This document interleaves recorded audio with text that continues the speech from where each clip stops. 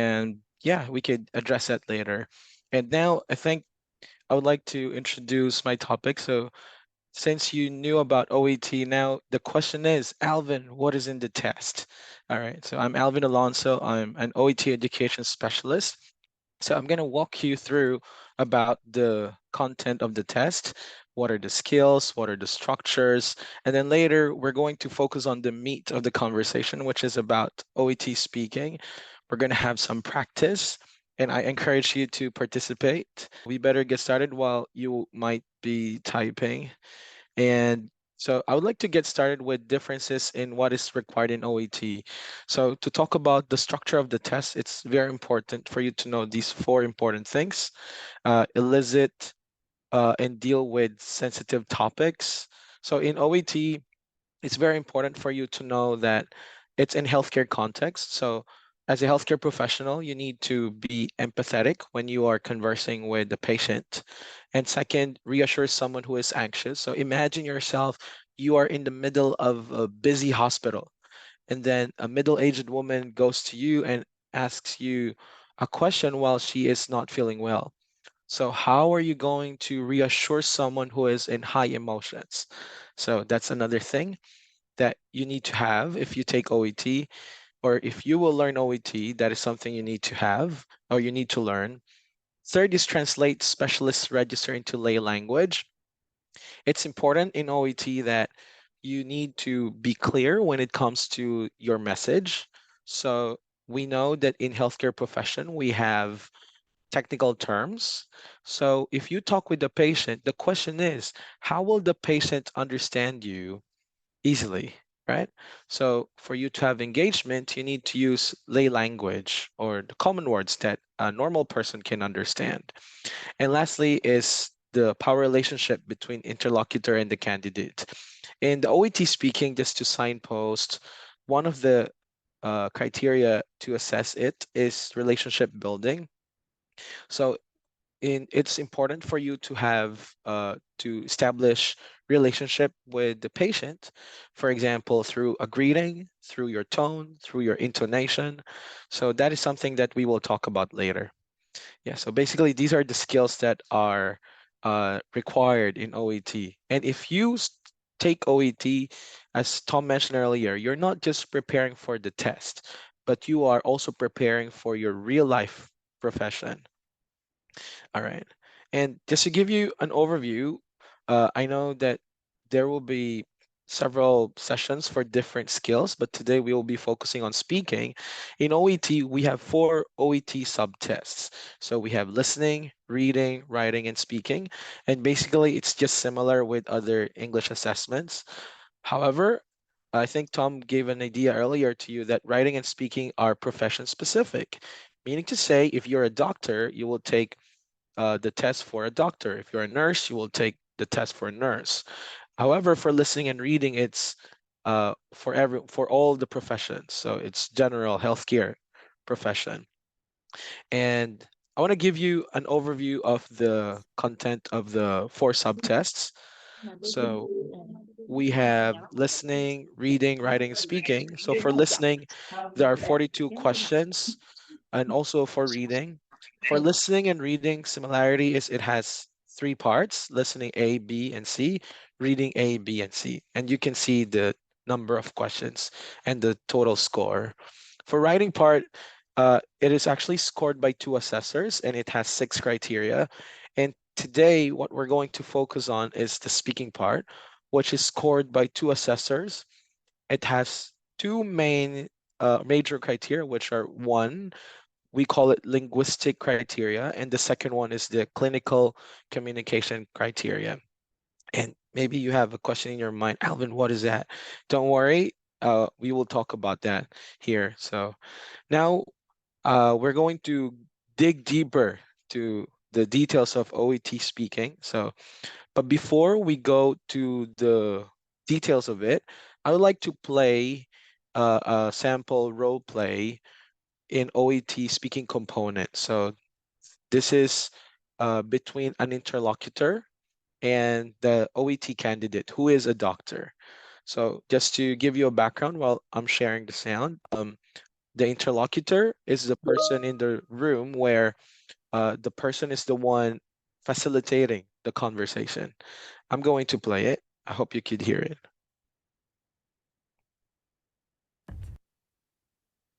Oh, sorry.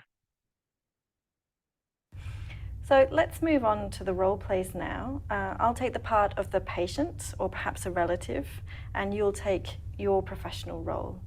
Each role play will last 5 minutes. The purpose of the role play is to get evidence of your ability to communicate effectively with patients. Use your ability to fulfill as much of the role play as possible. Do you have any questions? No. Okay.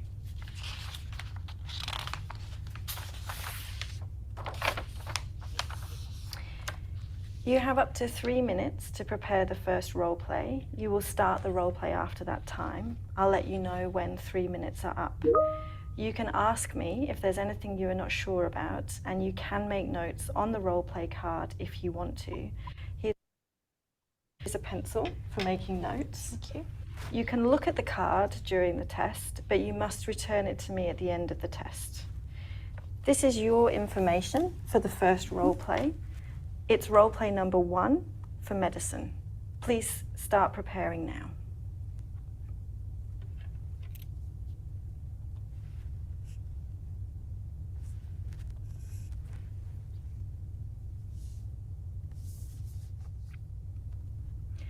Thank you. The role play will now last for about 5 minutes. Don't worry if I stop you when the time is up. Can you start the role play, please? Sure. May I just confirm your name and date of birth, please? Certainly. My name is Rebecca, and my date of birth is the 15th of March, 1978. Thank you, Rebecca. I understand that you have just been discharged from hospital 2 weeks ago. Is that correct? That's right, yes. That must be very difficult for you. Yeah, I'm happy to be home, and I'm feeling much better than I was 2 weeks ago, but I am feeling really quite tired, and I'm a bit worried about that. Sure. Can you tell me a little bit more about the treatment? I understand that you had a mild anterior acute myocardial infarction, and then it was treated in hospital. I had a heart attack. Yes. And yes, I was in hospital. Did you have any procedures? I'm trying to understand whether you had any surgeries or you had... No, I didn't have any kind of operation. They gave me some medication, and that made me feel better. Right. And they hooked me up to some machines. Yeah. Right. So the tiredness became 2 weeks ago when you returned home from hospital, is that right? Yeah, I suppose after the heart attack, I expected to feel tired, but the tiredness hasn't gone away. So I feel quite anxious that maybe this is the new normal for me. Sure. That I'm always going to be tired. Sure. Are you getting enough sleep at all? Yeah, sleep. Maybe not quite as much sleep as I did before the heart attack, but yeah, pretty good. How many hours on an average work day? Well, I like to have 8 hours sleep every night, but I think I'm waking up maybe once in the night at the moment, so it's not complete 8 hours. Sure. How long does it take you to go back to sleep if you're woken up during the night? It can take a while. Right. Depends if I've got something on my mind. Sure. I put the radio on. That helps. Yeah. And before the heart attack, you never felt like this? No. So this is and new. the heart attack was completely unexpected. Sure. So, Yeah, understandable. Well, in hospital, they would have done all the necessary investigations to exclude any underlying or unrecognized illness that would be contributed to your tiredness. So let me reassure you that this is purely due to the normal bodily reactions once the body undergoes such an event as heart attack. So it is normal that you will be feeling a bit tired for the next few weeks, but eventually we are expecting that your full energy levels will return. Oh, okay. So this isn't going to be like this forever? Absolutely not. And that is why I would like to address something else with you that will help you with not feeling tired for a long time. It is called cardiac rehabilitation program. Have you heard about that? I think they mentioned something about it in the hospital, but because they talked about walking and swimming, I didn't think that was such a good idea because I don't want to have another heart attack. Sure, yes, absolutely. Well, cardiac rehab is all about graduating that necessary exercise levels that you would be able to tolerate, that you would not be getting any chest pain or what we call ischemic pain, that is what causes the heart attack. And by graduated exercise, the circulation in your body will improve, and that will not only make you less vulnerable to ischemic events, but it will also improve your overall feeling about yourself, as well as the very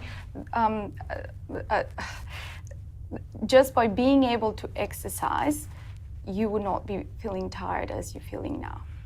Okay, I do worry though. I mean, the doctor said if I had another heart attack, it would be more severe, and because I'm feeling so tired, I do worry that doing exercise is going to make me more likely. The cardiac rehab is guided and coordinated by physiotherapists who are trained into this field, and that's what they do. They're experts at rehabilitating people who have undergone the same problems as you have, and are recovering from a heart attack. But on top of the exercise, we do have to address a few other things, and that is the other contributing risk factors to developing another heart attack. Please don't worry about that, because if you change your lifestyle, your chances of having another one are quite low, especially if you find ways to maintain normal levels of cholesterol, and losing weight, and strengthening your heart, as I said, by graduated exercise coordinated by a cardio rehab physiotherapist. Thank you. Yes. That's the end of the role play. All right, so, okay. All right, I hope you could hear me. Wait, am I audible? Okay, there we go. So, yeah, so that's the OET speaking component. So maybe you have the idea now, what do you really do in the OET speaking component in the for medicine. So now maybe, do you have any questions? I would encourage you to type questions on the chat box, and then we can go back to those questions later. I'm also checking the chat box time to time if you have any questions. But it's really important for us to know that in OET speaking, there are three things you need to remember. First is that there is an interlocutor. So if you see there is a patient and there is a healthcare professional. So the interlocutor is the actor. So it's the patient in the conversation. And then the interlocutor is the one facilitating the conversation. And then second, you'll be given role play cards where all of the details will be given. I'll show you a sample later. And lastly, it's audio recorded. So it will be assessed by the OET experts after that. And to give you a background, so I'm going to talk about OET speaking overview, key speaking skills, guided practice, tips and tools to improve speaking, and we will have a question and answer later as well. So when it comes to the OET speaking component, there will be 2 role plays, so it takes 20 minutes, and each role play takes 5 minutes. For the preparation time, you will be given 3 minutes for prep time for you to read the role play card. So it's really important for you to understand what are the assessors listening for, and you need to evidence this in your test. So you need to demonstrate your ability to build rapport with the patients, provide clear information, and include the patient's perspective as well. So those are the basic things about the OET speaking component. And maybe you are asking, Alvin, how do they assess the OET speaking component? And we have two major criteria. First is the clinical communication criteria, and second is the linguistic criteria. From the word itself, clinical communication, this is more on the use of language in healthcare context. And when it comes to the linguistic criteria, it's more about the technicality of the language. And for clinical communication criteria, the total is 15 points, where there are 5 subparts, and for linguistic criteria, total of 24 points, or the score, with 4 subparts. So what are the other parts of clinical communication criteria? So first is relationship building. Second is patient's perspective, providing structure, information gathering, and information giving. So for the linguistic criteria, it's about intelligibility, fluency, appropriateness, and grammar and expression. So to give you an overview, so to get a B grade over 350 in OET, test takers mostly require 5 out of 6 for each linguistic criteria. So if you got 5 out of 6, you're pretty much safe.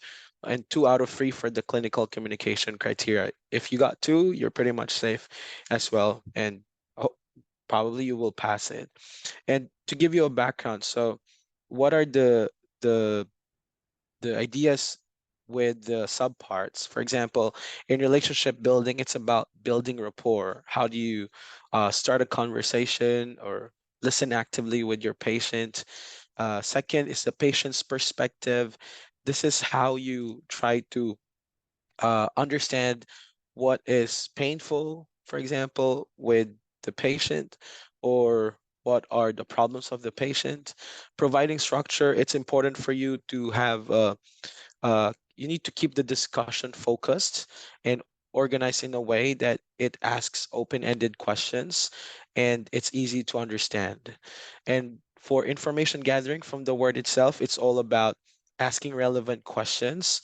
I think the common thing here is that usually if you have a lot of questions to ask, you tend to put it all in one sentence, or we do compounding, which is sometimes difficult to understand. So it's important for you to know how to construct a question properly in which the patient can easily understand. And of course, information giving. So it's important for you to provide clear and accurate information to the patient. It's very essential. For the linguistic criteria, for intelligibility, it's important for you the it's important for you to be clear and understandable. So your words, your sentences should be clear, audible enough, and understandable. For fluency, it's about how you speak without any hesitation. For appropriateness of language, the words you use should be suitable and relevant to the context of the conversation. And for grammar and expression, of course, you need to use right vocabulary words and accurate. You need to have accurate grammar when it comes to delivering your sentences. So these are the things that are assessed in the speaking component. So these are the specifics. So I might not touch everything here. You can just take a look at it or take a screenshot of it. It's also available on our OET website, as Tom said on the chat box. So visit oet.com for you to know more about it. And these are the subparts of the linguistic component. So from band 0 to 6, 0 is the lowest, 6 is the highest. For example, if you got 0, candidate does not provide any response at all. If you got 6, for example, in fluency, you're completely fluent. You don't have any hesitation when you speak with the patient. Yeah, something like that. And to give you a background about the format, so I told you earlier that there are 3 things you need to remember, and one of it is the role play card. So the role play card has 3 parts, which are number 1, the setting, the second is the background information, and third is or are the tasks. So again, what is a role play card? The role play card contains all the tasks that you need to do during the speaking component of OET. So when it comes to setting, the setting talks about the place. So it could be a hospital or emergency department. In the background information, it talks about the patient's information, the name of the patient, the medical problem of the patient, history.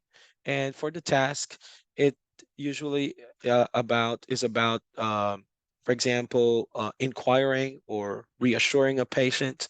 It starts with a function verb, and it tells you what to do in OET speaking. All right. I think we are receiving some questions on the chat box. I think if I might ask help from VCP to have the translated version, that would be really great. Thank you. And this is the standard format of a role play card. So as you can see here, these are the details. I think we're going to have a little bit of a practice here. So I encourage everyone to participate, maybe if you can. But as you can see, for the setting, it has the information where the consultation is taking place, and the background is about the patient, and the task are the things you need to do. So it's really important that you need to use your time wisely during the prep time, because you only have 3 minutes and it's really fast. So if you get the role play card, you need to get the important information. So we're going to have a little bit of practice later, but for now, these are the basic questions you need to remember. So maybe we don't have time to discuss in a group or a pair, so maybe we could just do it live or on the spot. You could raise your hand or send your answer on the chat box if you're familiar with it. So here, when it comes to preparation time, question number 1, Alvin, can I write on the card during the preparation time? Does anybody have an idea? So you can send it on the chat box.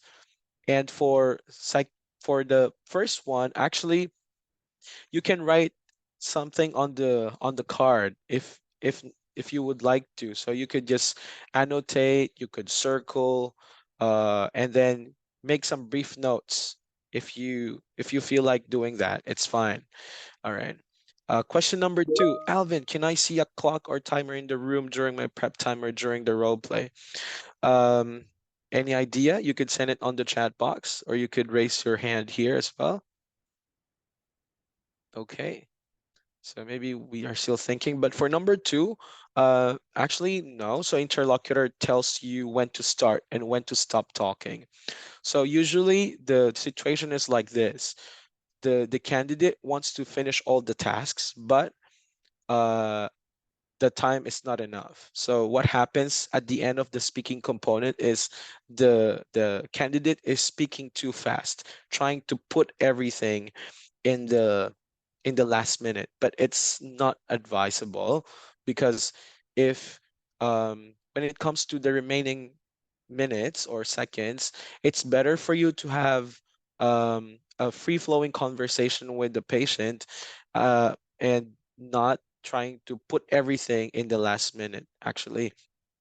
And number 3, do I have to memorize the information on the role play card during the prep time? Well, there is no need for you to memorize information, because you can see it while you're talking, and it's in front of you, and you can refer to it when you need to. Number 4, what kind of questions can I ask to the preparation during the preparation time? So if you have any idea about some questions you are thinking right now, Alvin, can I ask this to the interlocutor? You could send it on the chat box. So number 4, what kind of questions you can ask? Well, you can ask anything you are unsure about, how to pronounce word or the meaning of a word. The interlocutor will answer if they can, but remember, they are not medically trained, so they may not be able to give an answer. You won't be penalized for asking questions as well. And I think one thing as well is just one tip for some candidates. OET speaking is supposed to be natural. It's a free-flowing conversation. So in a conversation, of course, you need to know who is the person you're talking with. If you don't know the name of the interlocutor, you can also ask it. I I believe that the interlocutor will be uh, fine to give the name so that you can have a more natural way of asking questions. All right. Um, I think we receive questions on the chat box. So yeah, I encourage you to send your messages. Question: Is OET equivalent to IELTS? Well, I think we can refer it to the presentation slide by Tom earlier. So there's an equivalence with OET score and the IELTS score. Yeah. So if you have C1 level, basically you are on the um, safe side because uh, you are encouraged to have at least just the familiarization of the test. But if you go below that uh, level, maybe you might need more time to prepare or have more study hours. Question, I hope I answered the question, but if you want, we could go back to the table later as well. Which advantages when I have OET both in Vietnam and overseas? Yeah, I think I would refer you to the recognizing organizations of OET. You could search it on your browser, OET recognizing organization. It's accepted in different countries, UK, USA, and Australia, etc. So you can check it out there. And yeah, I think uh, let's keep going. Maybe we could answer the other questions later.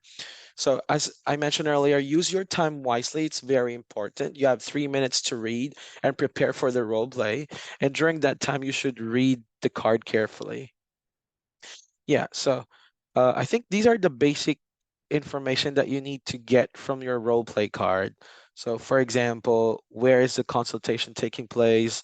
Who is the nurse speaking with? How old is the patient? Is the diagnosis established?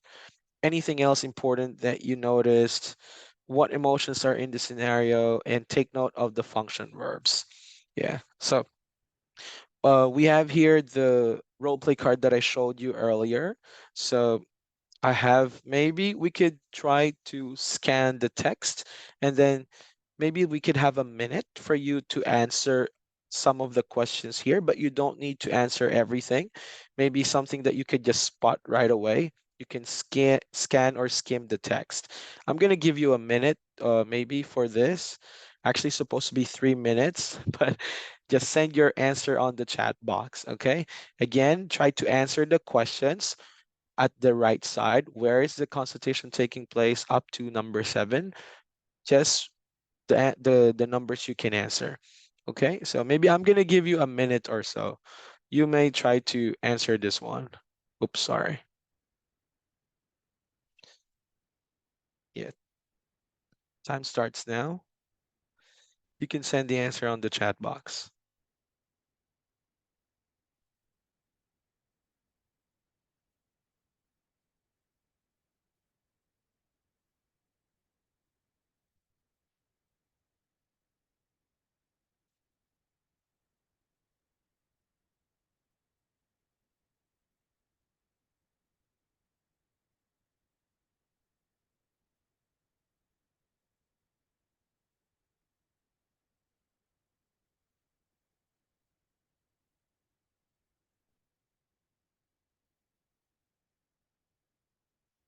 Fifteen more seconds.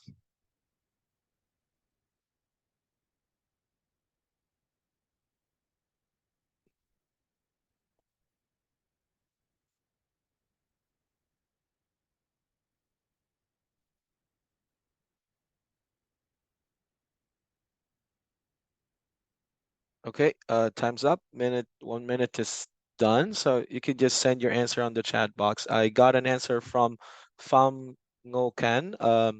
Number 1, hospital ward. Very good. That was great. The answer for number 1 is hospital ward.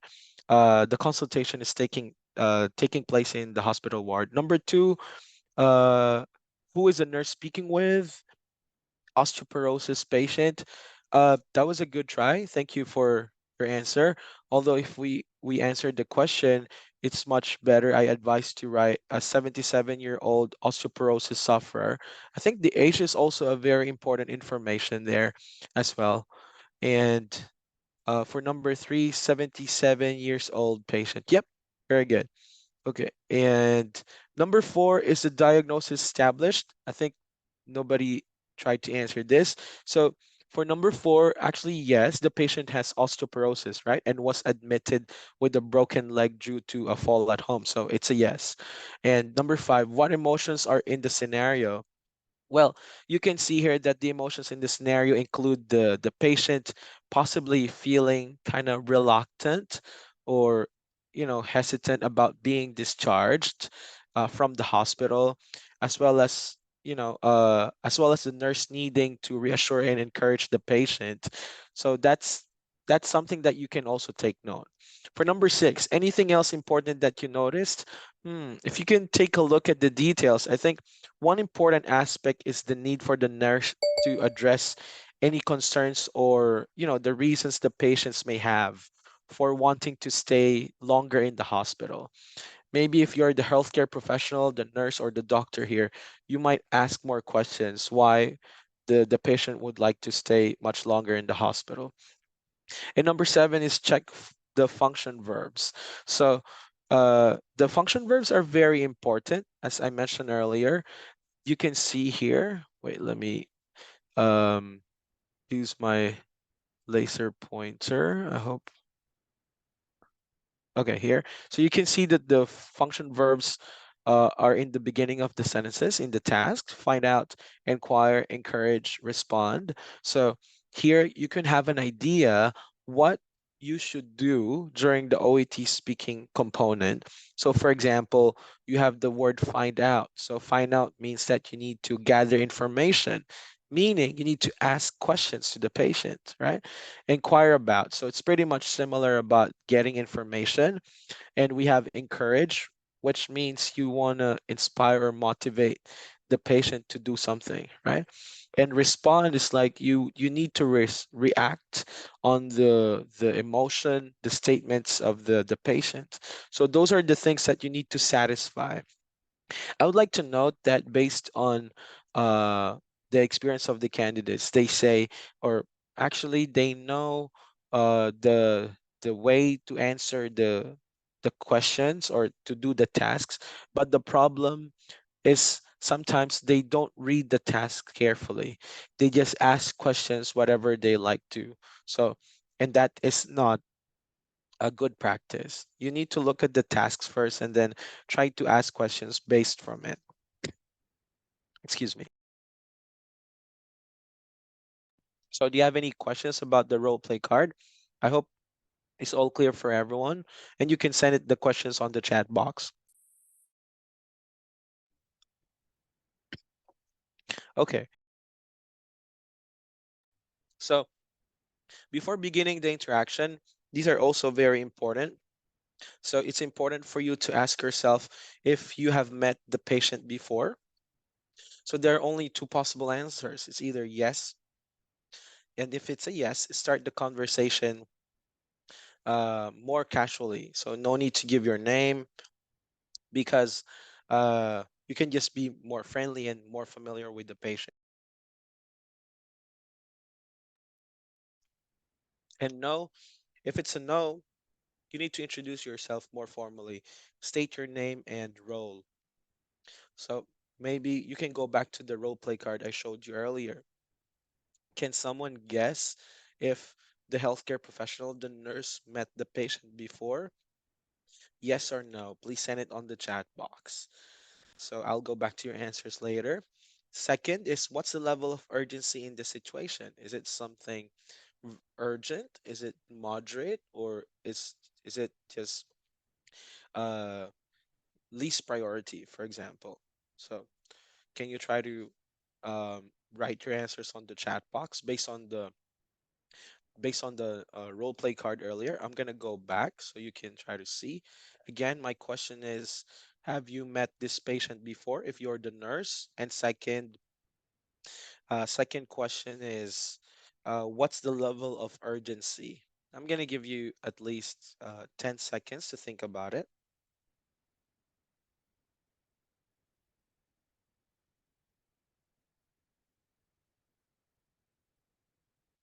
All right, so for the question number one, have I met this patient before?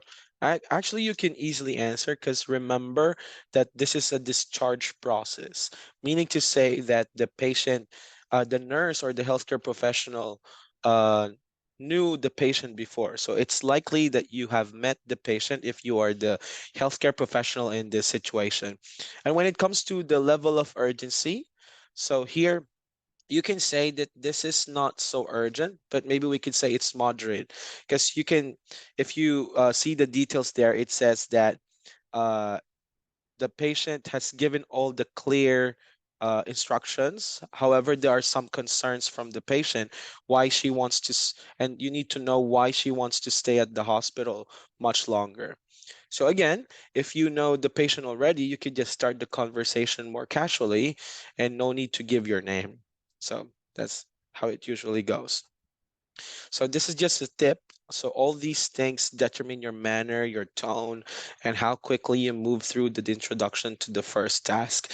Later, we're going to talk a little bit about the intonation and also clear explanation. Keep moving with strategies and practice. So here, I'm going to present, maybe we cannot do everything as much as I want to, but we could just touch at least four speaking skills which are very important, which might be helpful for you to achieve your desired score both in this linguistic criteria and the clinical communication criteria. So first of it is about using pauses. Yeah, so pause, like a stop or like a minor, maybe just a sudden stop, or it could be a confirmation. So I want to ask all of the participants here, how important do you think is pausing when talking with the patient? So if you're a doctor, I think most of you here are doctors or some are pharmacists. So when you talk with the patient, how important is pausing in the conversation? So please send your answers there on the chat box. So to give you an idea, pausing is very important for you to process information or formulate thoughts and respond appropriately. And also, it gives time for the patient to process and then give response, right? So it is very important for you to pause. For example, if you are asking a question, expressing concern, or even providing information. At the end of the day, this speaking skill when it comes to pausing can improve the flow of communication in general. So do not belittle pausing. It's very important. So yeah, I have here an activity. So yeah, so I want you to answer these questions. So I will play an audio file here. So let's listen to an example of a doctor speaking to a patient. And I want you to imagine you are the patient and then discuss this. Maybe let's not, we cannot discuss, but think about the three questions on your own. And what do you think about it? Okay. So I'm going to play this audio. So listen carefully.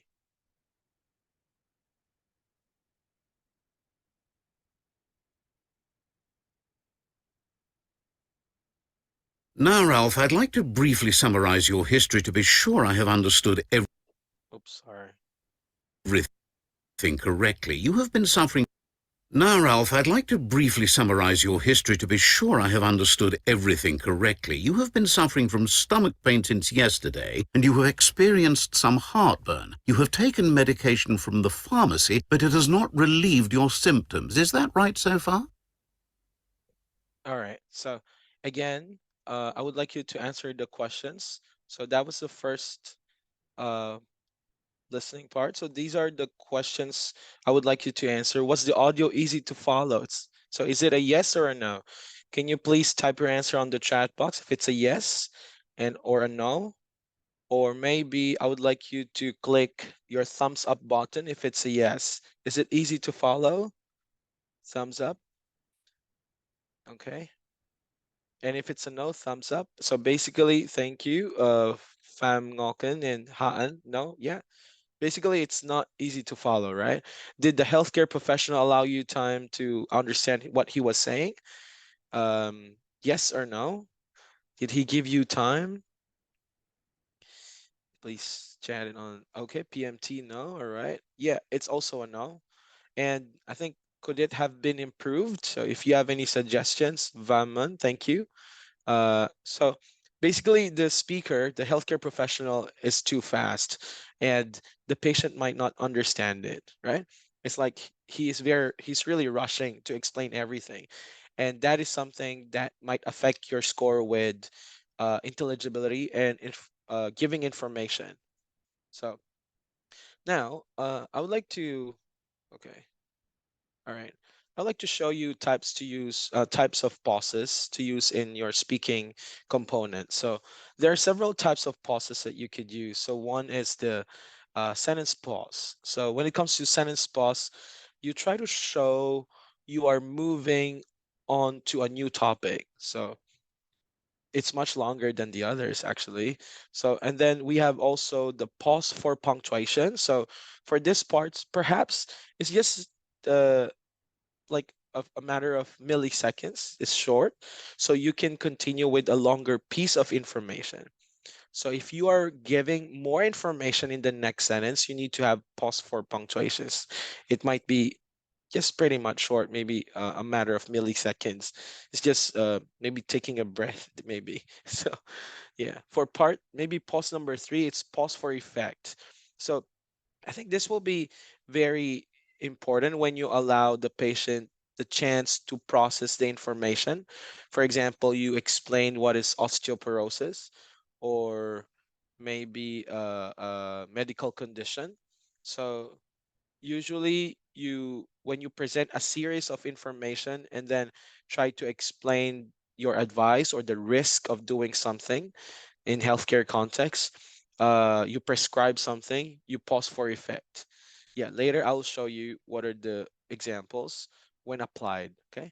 And last is pause for confirmation. So this is when you um, try to confirm if the patient understood what you said, right? So that is the last one. So again, the question there is how will you improve the one that I let you listen to earlier, right? So we have here a short activity. Okay, so this is the transcript. This is the script of the audio earlier. So the question is, which pauses are needed here? All right. So I would like you to write what kind of pause is needed in some part of these transcript or script. Okay. So again, you could just have a dot, a comma, an exclamation mark, or a question mark. Okay. Maybe I will give you a minute to digest this part. So yeah, 1 minute starts now. The question is, where will you pause?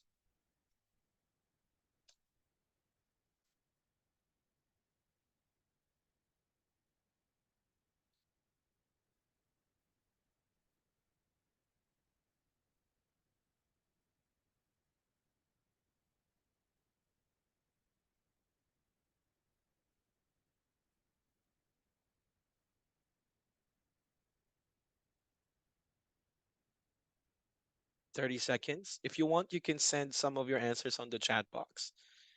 Like you can type the last word and then what pause will you use? 15 seconds.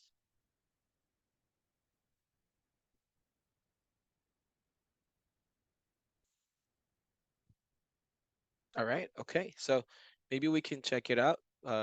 Some of you are still internalizing, perhaps. Okay. Yeah. All right. Okay. Yeah, I'm looking at the chat box actually. After some heartburn. Okay. Where was that? Okay, here. Okay. Yeah, of course you need to have a sentence pause there, right? Yeah, very good.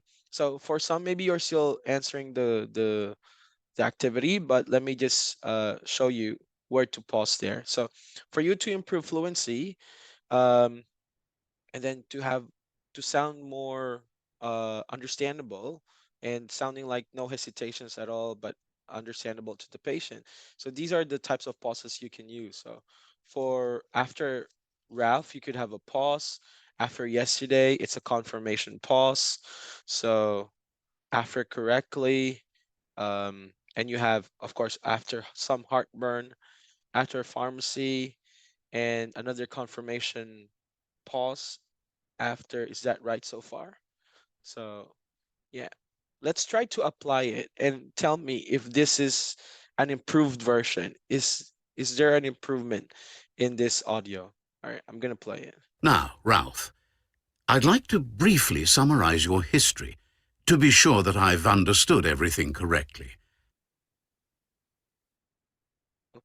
You've been suffering from stomach pain since yesterday, and you've experienced some heartburn.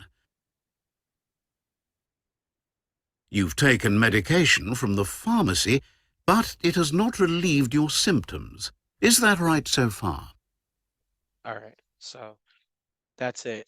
So I think it's much better, isn't it? So do you agree that the second audio is much better? So the proper pauses are applied. Okay. And I think I'm trying to check the chat box right now. For like a medicine OET test, what if a doctor of one specialty, specialty cardiologist is asked to explain something related to another, neurology, for example? Is there something that the OET can do to account for this carrier variation? Oh yeah, I think Tom answered it perfectly. So yeah, so you are not being marked on your technical expertise on the subject matter, actually. And you know what? When it comes to OET speaking, yeah, I think that's a common worry, as I mentioned earlier, that you might be given technical words.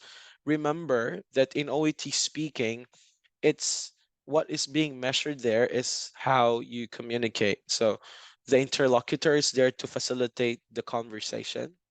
All right. And uh, even if you're not a healthcare professional, you can do the OET speaking component, I believe, because it's just about a conversation between two people. Yeah. And as I mentioned earlier, sometimes if there is a word there about a disease, the common situation is there's a following sentence that somehow gives information about it. Yeah. But that's a valid point. Yeah. All right. And all right. So do you have any questions? And if you don't have, maybe we could proceed to the next skill that I'm presenting. All right. So here is the wait, I cannot see half of my screen. I'm sorry. Okay. Yeah. Here is about clear explanations. All right. So of course, if you know where to pause, if you are not really adept or if you don't know how to explain clearly, I think that's a problem, right? So I would like to ask a question to everyone in this room. Why is clear explanation important in healthcare context? Yeah, maybe you could send it on the chat box or you can just raise your hand and our VCP colleague could assist us to turn on your audio as well. Okay. So when it comes to clear explanations, well, why is it very important? It's very important because it involves simple use of language, or we call it the lay language. So one thing that we highlight in OET is we would like you to avoid medical jargon or technical terms. Even us, we don't want you to use that with the patient because the patient will not understand you, right? So um, that's just like what Tom said earlier on the chat box. And it's very important for you to break down the information into smaller chunks, into smaller pieces, so that you can encourage the patient to ask questions and seek clarification. And in a consultation, we know a doctor and a patient, it's very important to have this engagement, right? So that is the next skill that we will focus here. All right. Wait, I'm going to see how I can remove. Okay, there it goes. Sorry, excuse me. So when it comes to clear explanation, I would like to focus on using lay language. So the major tip there is avoid technical or medical terms to be easily understood by the patient or the carer.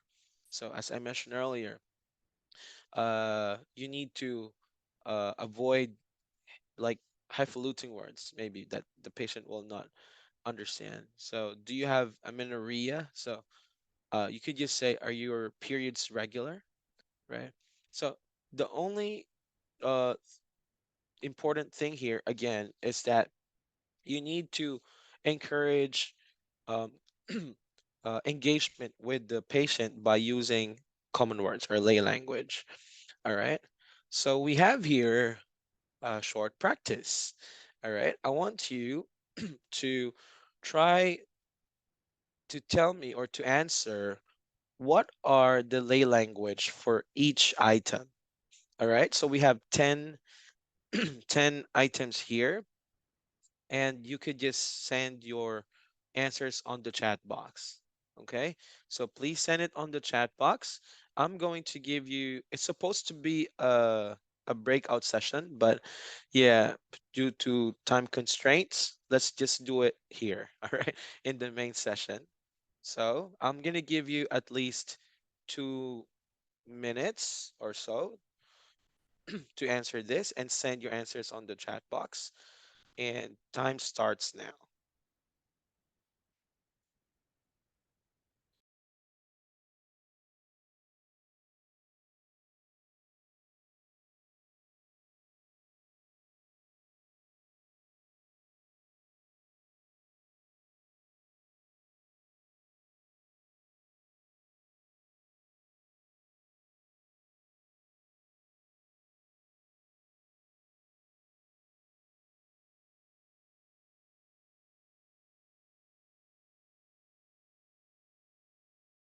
Again, for those who missed the instruction, you could just use the lay language for the medical terms and send it on the chat box.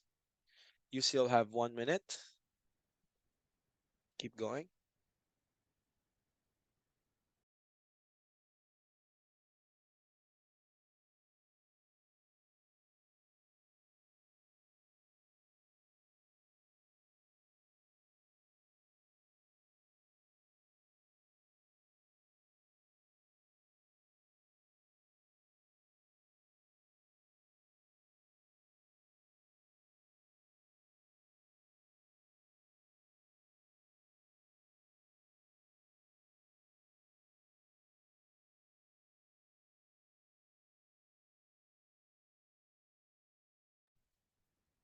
All right, 30 seconds. Okay, while the others are thinking, I would like to read the other answers. All right. Tom Keenan said, "Here I might struggle."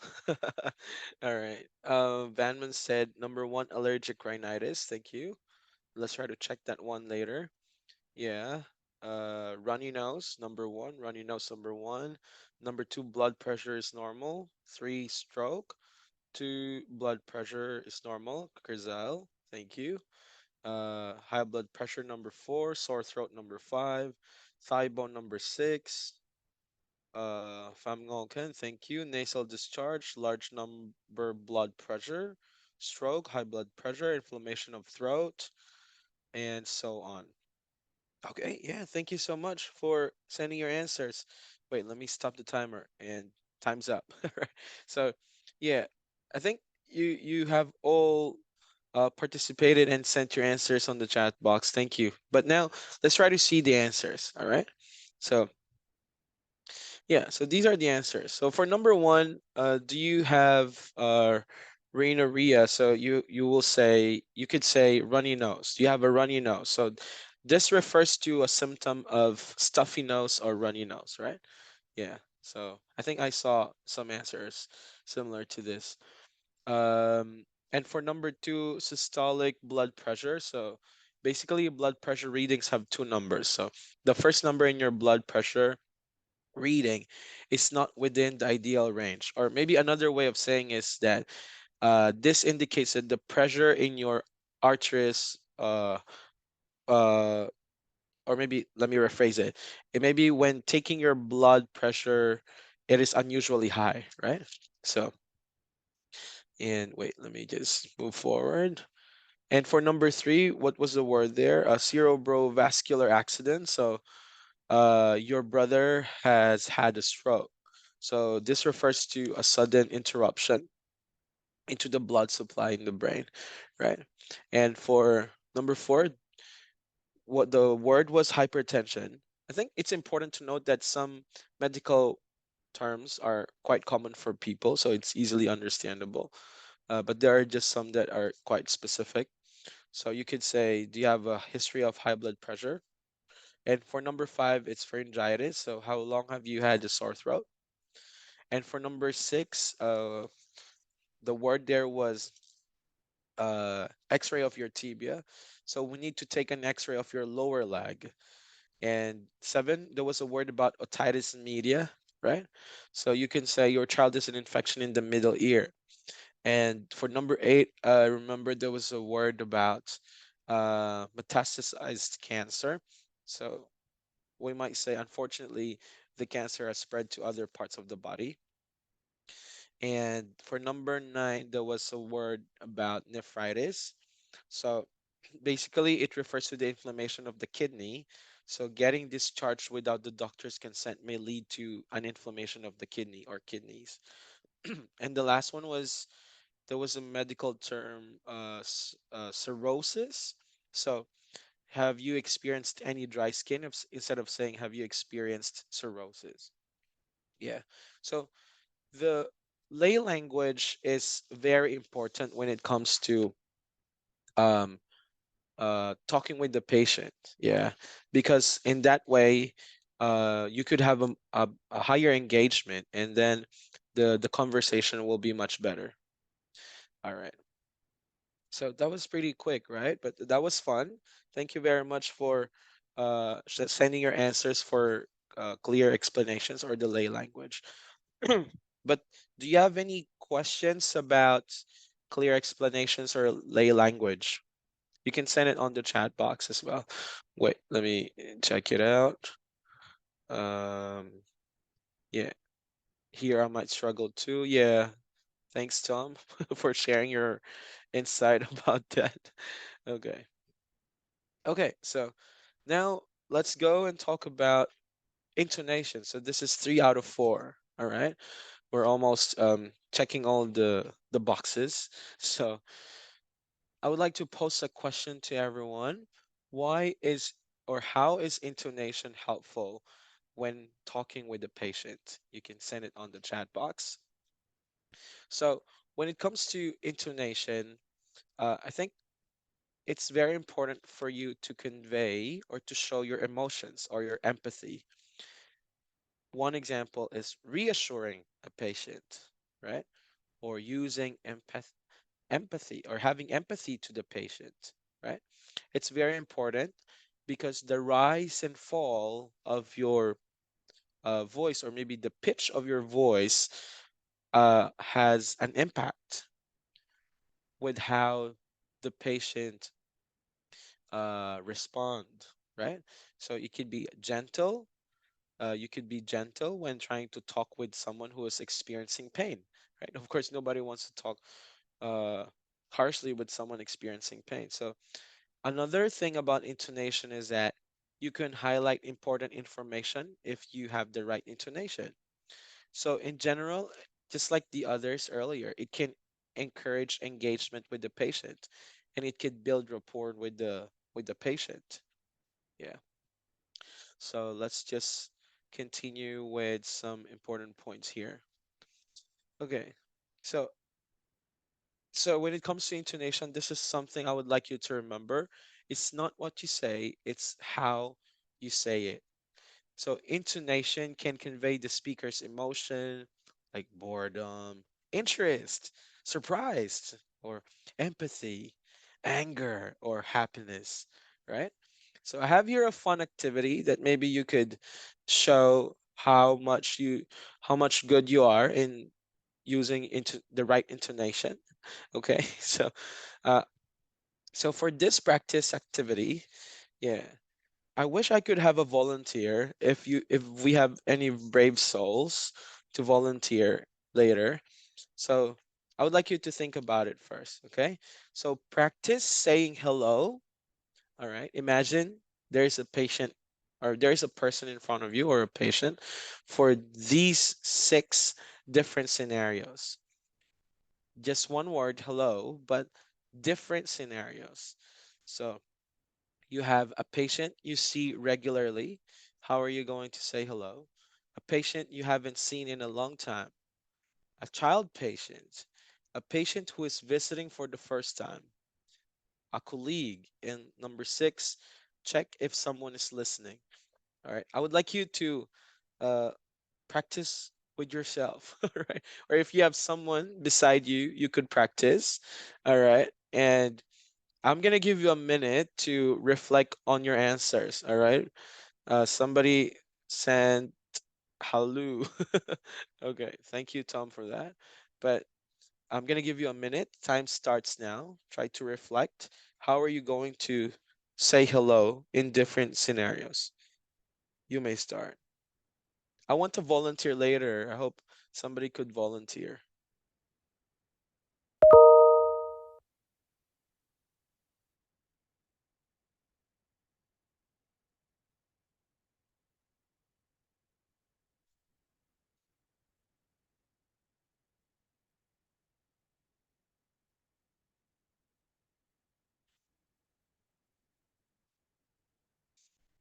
30 seconds.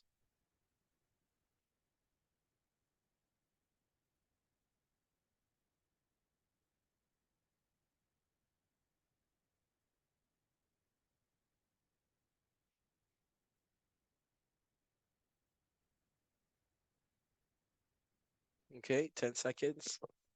All right, anyone who would like to try answering this activity? Any volunteer from our participants? Yeah, what if you're a doctor and then you talk with a patient you see regularly? How do you say hello?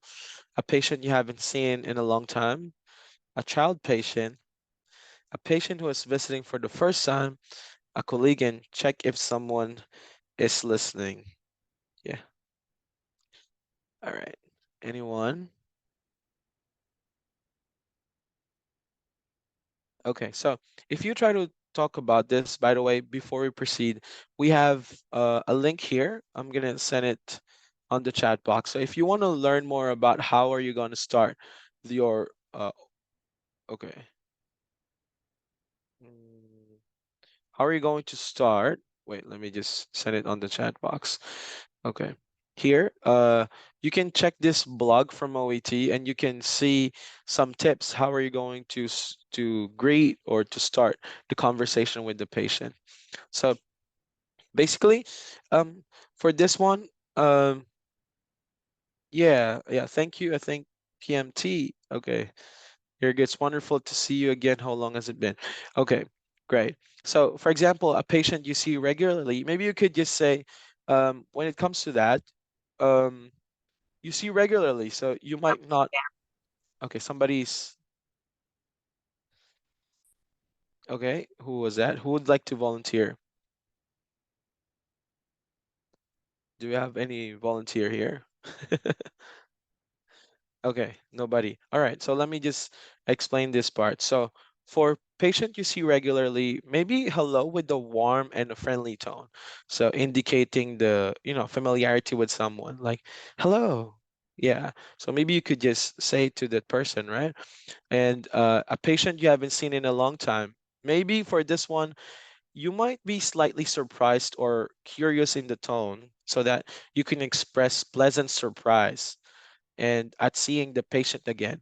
So it might be a little bit longer saying, hello, how are you? So something like that. But if it's a child patient, it could be it could be something that is kind of gentle and playful in tone. So possibly slight like a sing-song quality, right? Especially if it's a very young child.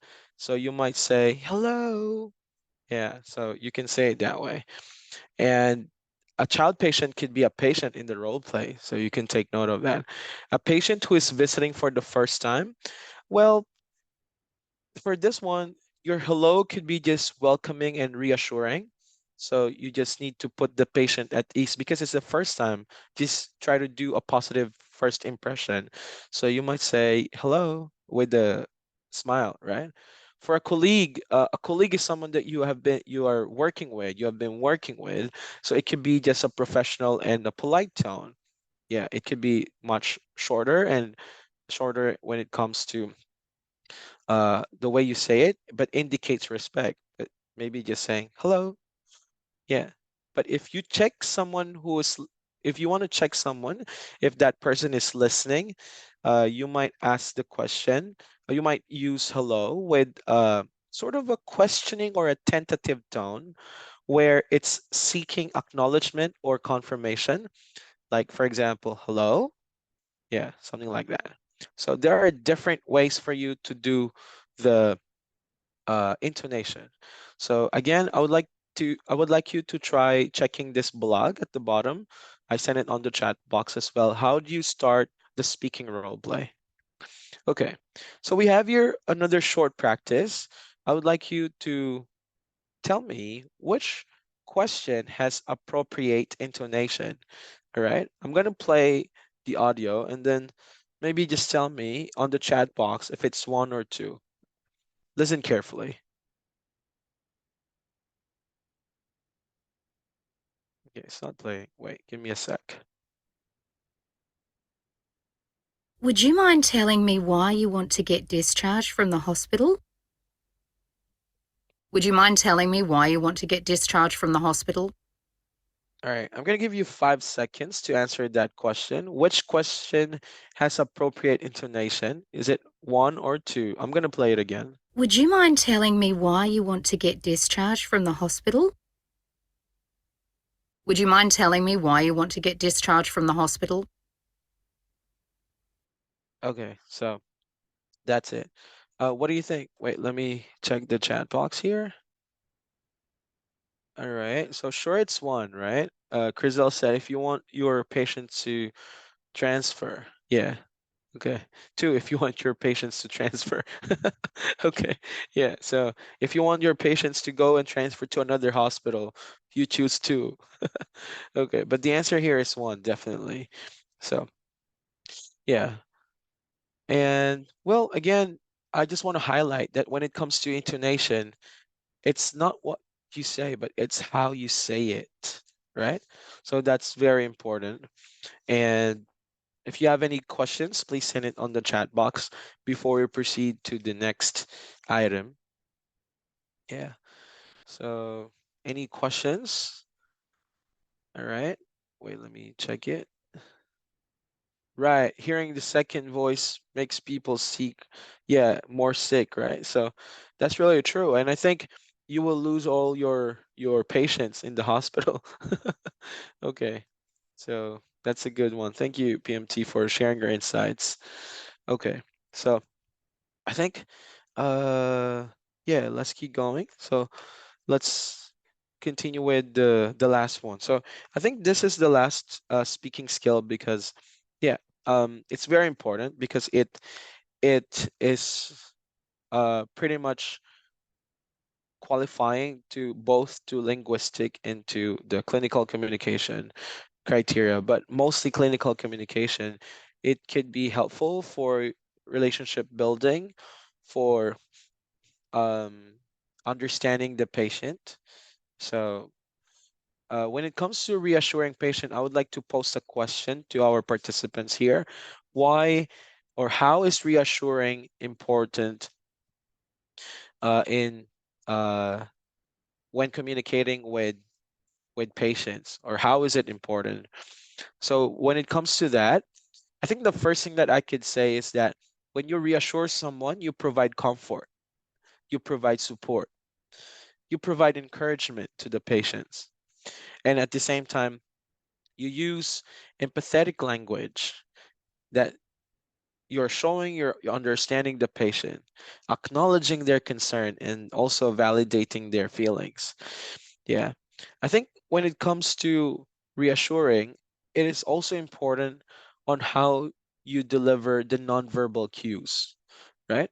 So when you try to reassure someone, it sometimes goes together with maintaining eye contact, using a calm and a soothing tone when talking. So it goes well also with your proper intonation. And overall, when you try to reassure a patient, it changes the patient's experience in the hospital, or it increases patient outcomes. So now, what are some common phrases you use to reassure a patient? Can you try to send it on the chat box if you have any guesses? All right. So here, okay, maybe you're still thinking. So when you are reassuring a patient, yeah, these are some common expressions. For example, I understand that, I can understand your concerns, or I'm sorry to hear that. Of course, it should go well together with your intonation. Yeah, so as I told you, it's not what you say, but it's also how you say it. Right.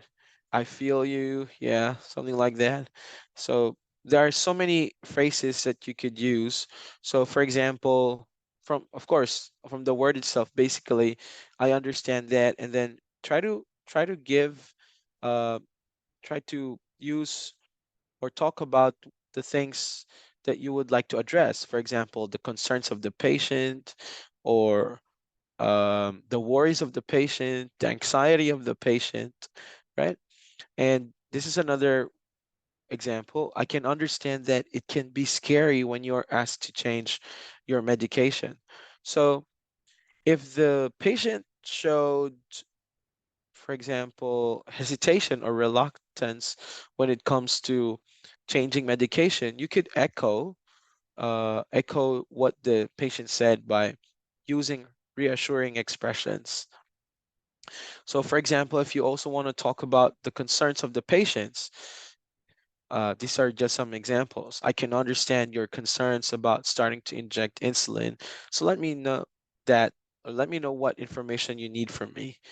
So this is another way of reassuring a patient. I have here some expressions that you could also use for showing empathy and reassurance. For example, I might not read everything, but I want to assure you it's going to be okay. Well, you've done the right thing by coming here today, or we're here to support you, and so on. Right. So these are some of the expressions that you could use. And all right, I think that was just a very short practice. So um, I have here this situation. Maybe you could tell me, how are you going to use reassuring statements in these scenarios? So I would like you to think about it. So one person is the patient and the other is the healthcare professional. So scenario one, the family member is worried about the the level of care that the grandmother will receive in a nursing home. And scenario two, the patient is anxious regarding general anesthesia in her upcoming surgery. So I would like you to try answering this one. And I'm going to give you maybe a minute to think about it. And if you would like to volunteer later to turn on your audio and then share it to the other participants, that would be great. Okay, so your 1 minute starts now. Try to think about it. What reassuring statements can you use in scenario one and two?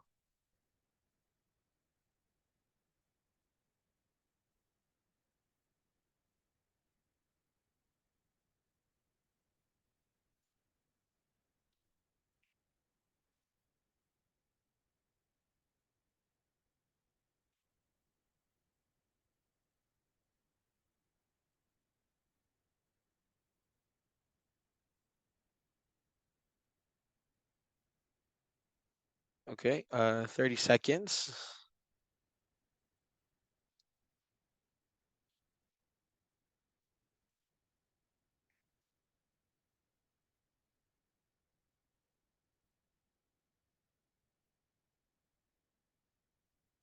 All right, time's up. Okay, so maybe we can pause from there, and any brave soul who would like to try it? All right, so maybe you're still thinking about it. It's pretty much fine. So when it comes to reassuring a patient, you could also send it on the chat box if you would like to. So one way of trying to do scenario one, maybe the patient might say, so the family member is worried about the level of care that the grandmother will receive in a nursing home. So I'm trying to think about the scenario that maybe the patient might say, I'm really concerned about the level of care my grandma will receive in the nursing home, and I want to make sure she'll be taken care of properly. So how are you going to respond to that? So maybe you could get started with, I understand your concerns, and rest assured, we strive to provide the highest level of care in our facility. Maybe you might also say, we'll keep you informed about her care plan and involve you in decision making in every step of the way. So that could be one way of saying a reassuring statement. For scenario two, I can imagine, so the scenario is the patient is anxious, there's high emotion regarding general anesthesia. So it's it's pretty much, maybe the patient is pretty much tensed about it. So I can imagine that the patient might say, I'm really anxious about the general anesthesia for my upcoming surgery. I'm worried about the risks and how I'll feel after it. So, as a healthcare professional, you might say, um, I understand your anxiety about the anesthesia, but it's normal to feel the that kind of feeling before surgery. And rest assured, our anesthesia is our anesthesia team is highly skilled and experienced in administering it, and they will closely monitor you, so there's no need to worry. So maybe that's another way of replying or responding to the patient. All right, and yeah, so that is about the reassuring part. Okay, all right, I think I would like to ask if you have any questions about the four skills I presented earlier, because I'm just going to share you the brief overview of some tips that I could provide when it comes to the speaking part of OET.